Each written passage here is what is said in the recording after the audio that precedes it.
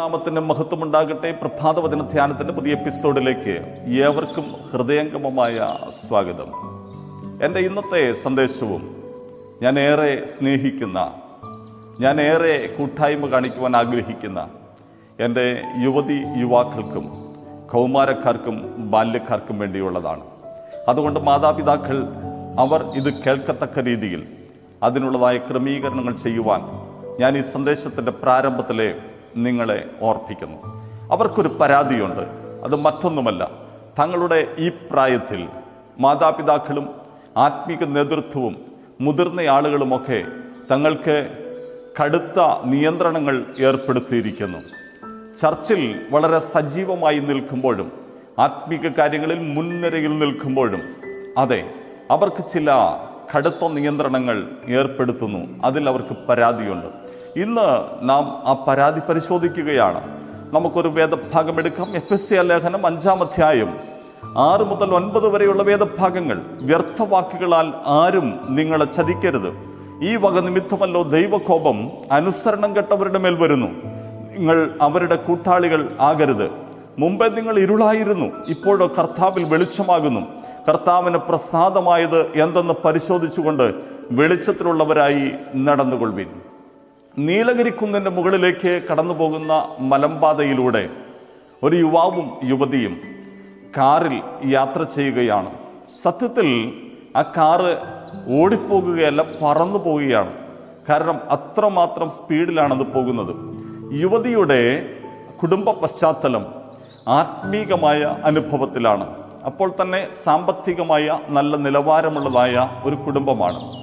എന്നാൽ ആ യുവാവിനെ സംബന്ധിച്ചിടത്തോളം ദൈവവുമായി അടുത്ത ബന്ധമുള്ളതായ ഒരു അനുഭവം അദ്ദേഹത്തിനില്ല, അദ്ദേഹത്തിൻ്റെ കുടുംബത്തിലുള്ളതായ ആർക്കും ഇല്ല. എന്നാൽ കോളേജിൽ വെച്ച് ഇവർ തമ്മിൽ ഉള്ളതായ പരിചയവും സ്നേഹവും അതെ ഇപ്രകാരം ഒരു യാത്രയ്ക്ക് അവർ പദ്ധതിയിടുകയാണ്. മാതാപിതാക്കളോ സഹോദരങ്ങളോ ഉറ്റ സുഹൃത്തുക്കളോ പോലും അറിയാതെ ഇവർ അങ്ങനെ ഒരു പദ്ധതി ഇട്ടു. അതെ, കാർ മുൻപോട്ട് പോയിക്കൊണ്ടിരിക്കുന്ന സമയത്ത് പെട്ടെന്ന് ഒരു വളവിൽ വെച്ച് ആ കാർ ഒന്ന് പാളി. അഗാധമായ ഒരു കൊക്കയിലേക്ക് ആ കാർ പതിച്ചു. ഒരു മരത്തിൽ തട്ടി ആ കാർ നിൽക്കുകയാണ്. ആ പെൺകുട്ടി കണ്ണു തുറന്നു നോക്കുമ്പോൾ തൻ്റെ ആൺ സുഹൃത്ത് ആ സീറ്റിൽ മരിച്ചു കിടക്കുകയാണ്. അവൾ താഴേക്ക് നോക്കി. അഗാധമായ കൊക്കയാണ്. അവൾ അവിടെ വല്ലാതെ ഭയന്ന് വിറച്ച് നിലവിളിച്ചു. അവൾ തന്നോട് തന്നെ ചോദിച്ചതായ ഒരു ചോദ്യമുണ്ട്. ഞാൻ എന്തിന് ഈ സാഹസത്തിന് ഒരുമ്പെട്ടു? ഞാൻ എന്തിന് ഈ വഴിക്ക് വന്നു? പ്രിയമുള്ളവരെ, ഇതുപോലുള്ളതായ ചോദ്യം അനേക സന്ദർഭങ്ങളിൽ നമ്മുടെ യുവാക്കളിൽ നിന്ന് ഉയർന്നിട്ടുണ്ട്, നമ്മുടെ ചെറുപ്പക്കാരിൽ, നമ്മുടെ ബാല്യക്കാരിൽ നിന്ന് ഉയർന്നിട്ടുണ്ട്. അതിന് കാരണം ആ വാക്യം നമ്മൾ വായിച്ചപ്പോൾ നമുക്ക് ബോധ്യപ്പെട്ടുവല്ലോ. അവിടെ അപ്പോസ്തലൻ പറയുന്നു, വ്യർത്ഥവാക്കുകളാൽ ആരും നിങ്ങളെ ചതിക്കരുത്. അവൾക്ക് പറ്റിയതായ അപകടം എന്ന് പറയുന്നത് അവൾ മറ്റാരും അറിയാതെ തൻ്റെ ആൺ സുഹൃത്തുമായിട്ട് അങ്ങനെ ഒരു പദ്ധതിയിട്ടു എന്നുള്ളതാണ്. ആ സമയത്തും കണ്ണുനീരോടെ അവളുടെ മാതാപിതാക്കൾ അവൾക്ക് വേണ്ടി പ്രാർത്ഥിക്കുകയും നല്ല ഉപദേശങ്ങൾ നൽകുകയും ചെയ്യുന്നു. പോരാത്തതിന് അവൾക്ക് അവളുടെ ചർച്ചിൽ നല്ല ദൈവവചനം ലഭിക്കുകയും ചെയ്തുകൊണ്ടിരിക്കുന്നു. എന്നാൽ അതിനെയെല്ലാം മറികടന്നുകൊണ്ട് മുൻപോട്ട് പോയപ്പോൾ അത് ആ വ്യർത്ഥവാക്കുകൾക്ക് അവൾ ചെവി കൊടുത്തപ്പോൾ അവൾ അപകടത്തിലായി എന്നുള്ളതാണ് വസ്തുത. വീണ്ടും അവിടെ പറയുന്നു, ഈ വക നിമിത്തമല്ല ദൈവകോപം അനുസരണം കെട്ടവരുടെ മേൽ വരുന്നു.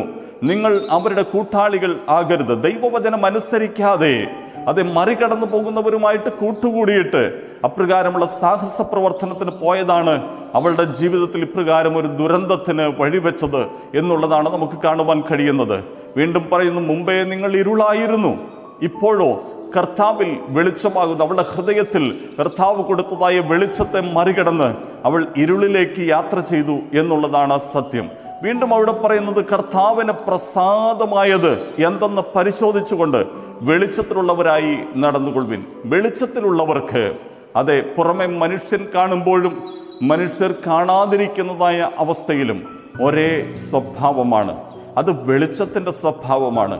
ഇരുളിൻ്റെ സ്വഭാവം അവരിൽ ലേശം പോലുമില്ല. അല്ല, ഇരുളിൻ്റെ സ്വഭാവമാണ് ജീവിതത്തിൽ വെളിപ്പെടുന്നതെങ്കിൽ അവർ ഇരുളിനുള്ളവരാണ്, ഇരുളിൻ്റെ പ്രവർത്തികൾക്ക് കൂട്ടാളികളാണ്. ഈ ദിവസങ്ങളിൽ മടങ്ങി വരിക, വെളിച്ചത്തിലേക്ക്. പരിശുദ്ധ പിതാവേ, അങ്ങയുടെ നാമത്തെ സ്തുതിക്കുകയും ഞങ്ങളുടെ ബാല്യക്കാർക്ക് വേണ്ടി, കൗമാരക്കാർക്ക് വേണ്ടി, യൗവനക്കാർക്ക് വേണ്ടി ഞങ്ങൾ പ്രാർത്ഥിക്കുകയും ചെയ്യുന്നു. കർത്താവ് അവരെയെല്ലാം സഹായിക്കണമേ. അവരുടെ ഈ പ്രായത്തിൽ, ഈ സാഹചര്യത്തിൽ അവർക്ക് ആവശ്യമായ ദൈവിക വെളിച്ചം ധാരാളമായി പകർന്ന് നൽകുമാറാകണമേ. തൃക്കരങ്ങളിലേക്ക് താഴ്ത്തട്ടെ. യേശുക്രിസ്തുവിൻ ധന്യ നാമത്തിൽ തന്നെ. ആമേൻ. God bless U.